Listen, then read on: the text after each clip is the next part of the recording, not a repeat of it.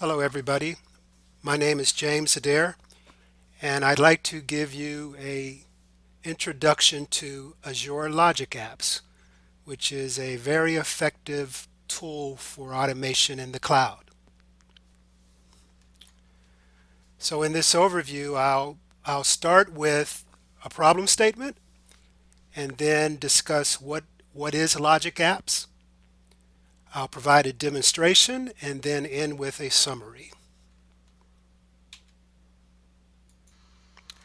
Investors need access to data.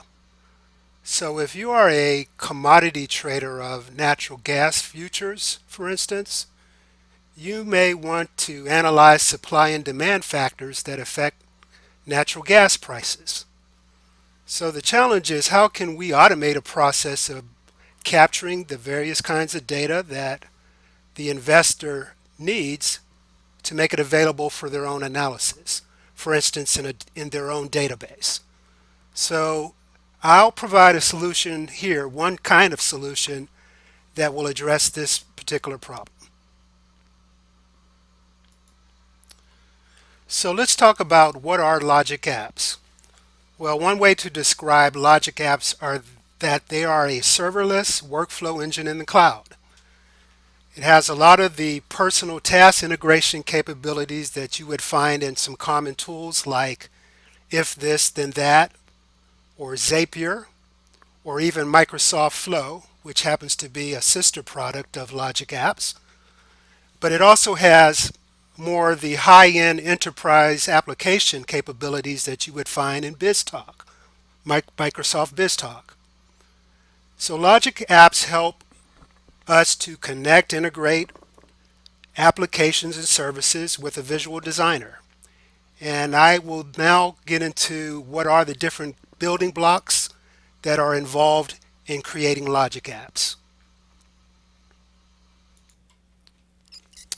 So what comes to mind when we think and talk about workflow? Well, it's usually a sequence of steps that are carried out to reach some desired outcome. So in the portal, we can find and click on the Logic App icon, and we'll be presented with a visual designer where we build our workflow, and we'll build it with triggers and actions and the logic to control the flow. And we'll find that we've constructed a JSON workflow schema in our code view. And I'll illustrate this in our demo. Let's describe triggers as the event bootstrap that kickstarts our workflow. So we will select either one of the polling triggers or push triggers. Polling triggers reach out to determine if an event has occurred, whereas push triggers provide an endpoint for the outside world to push the event notification to us. In addition to our triggers, we have our actual actions.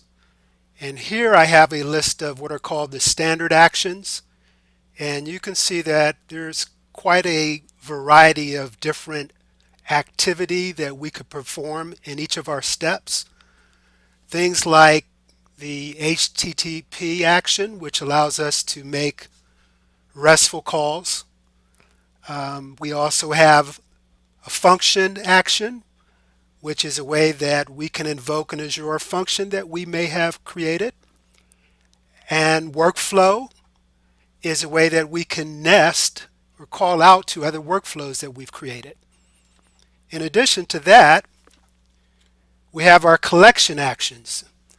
And these are primarily the way that we can group various actions together in terms of a scope or iterate over an array with a for each.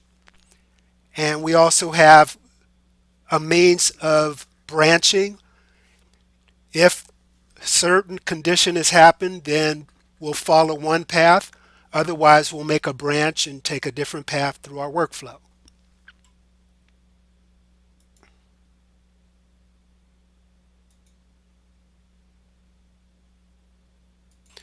Next, I want to describe that triggers and actions are also referred to as connectors. So every trigger and action is really a RESTful web service that adheres to Open API, which is a popular standard for implementing a RESTful API. And here you can see that we have what are called built-in action connectors. We also have what are called managed connectors. Managed connectors are exposed through the connector gallery, and you'll see as we use the Visual Designer, when we are presented with the opportunity to add a new step or action to our workflow, we have the means of selecting a particular connector from the gallery.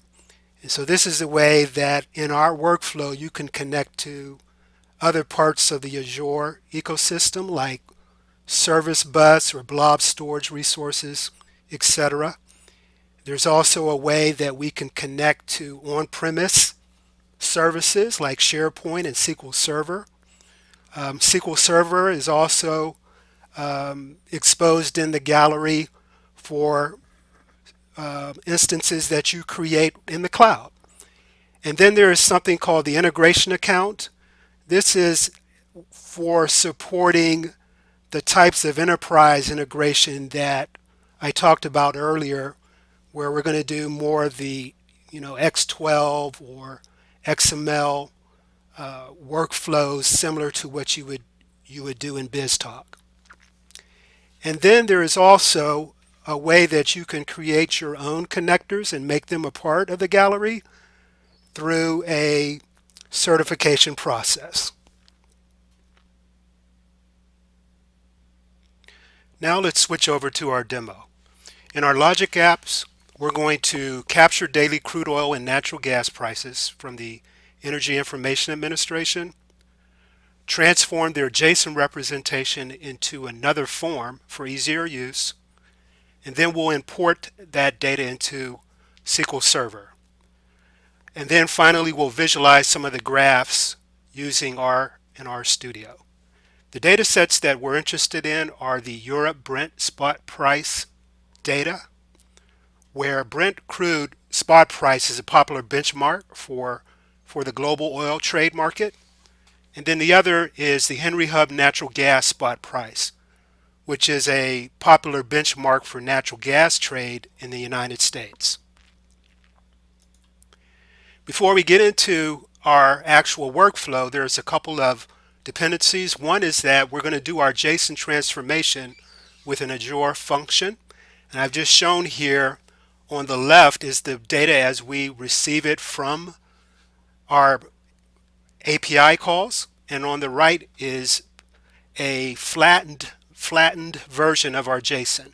And then also we simplified the two-dimensional data array into a single dimension array.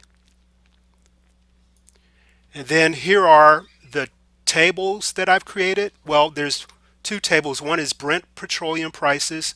The other is Henry Hub natural gas prices.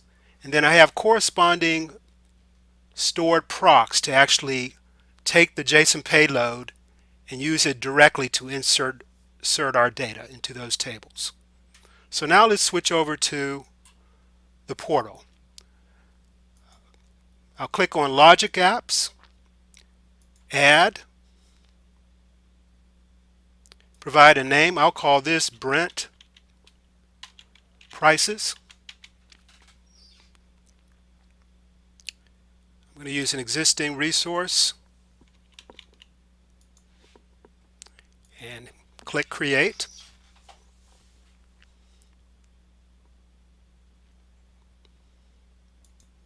Once created, we'll go to Resource.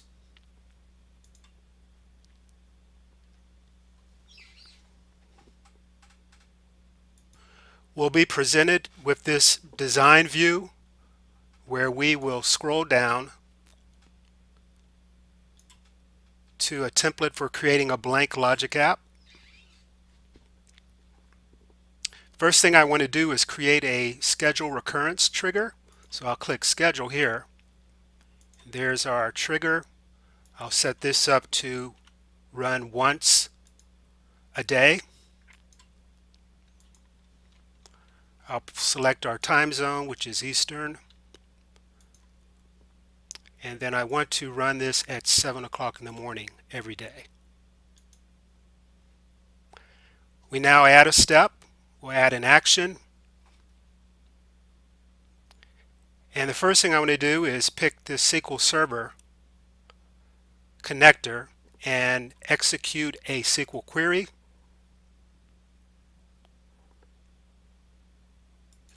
It's prompting me for a connection name. I'll call this connection or connect 1. Here is the SQL Server name, and here is the database that I'm interested in using. And here I'll provide credentials.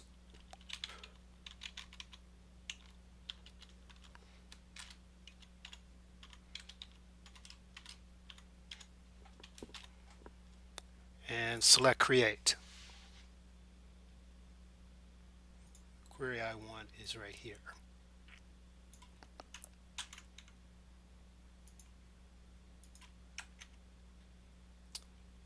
All right. Our next step, we'll add an action.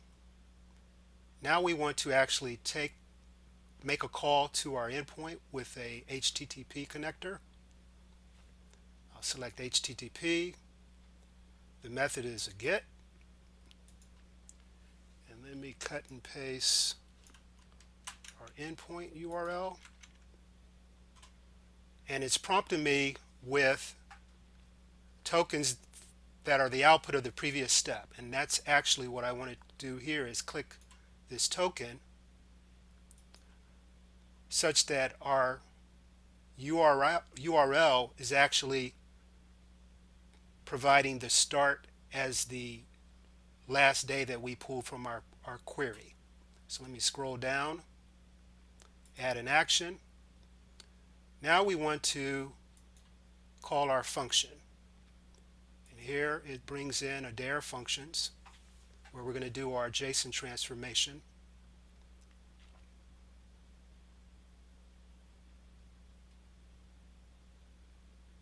And there's JSON XForm. Here I want as an input the body of our HTTP response. And then finally we'll pick SQL Server connector again, and this time I want to execute a stored procedure. It should already have a connection. Here is the stored proc that I want, and JSON object is a parameter, and that's going to be the response body of our transformation. So I'll click that, and that should do it. I'll save it, and I'll go ahead and run it. So it looks like it completed successfully. And if I look over at our table and do a query against that Brent petroleum price table,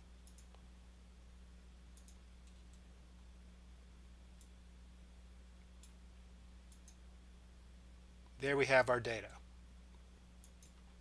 Now back in the portal, I can close this view, and I can actually clone this workflow in order to basically create the same in order to pull data from our other data set. And I'm going to skip doing that right now in the interest of time. I'll come back to our slides and show you the result of doing some plots in RStudio. Here's a plot of petroleum prices, and here I'm showing some basic stats: the min, the median, the mean, and the max. And then here are the same for the natural gas prices. Finally, I'm showing here that we could actually draw a line right down our graph around the year 2009, and prior to that is called the pre-shell period. These are two data sets that are commonly compared with one another because prior to 2009 they had strong correlation in the price movement. And here's what you find reported by the Information Administration, 0.9 correlation. I ran a correlation, it's 0.72. And then on the other side, the actual shell period, it's basically showing that there was a shift in the correlation. So that pretty much does it.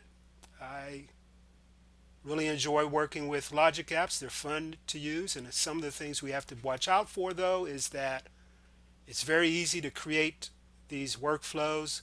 We just need to make sure that we're doing the right kind of analysis to determine whether there might be easier ways to accomplish what we are trying to do. So I just want to thank you very much for joining me in this video.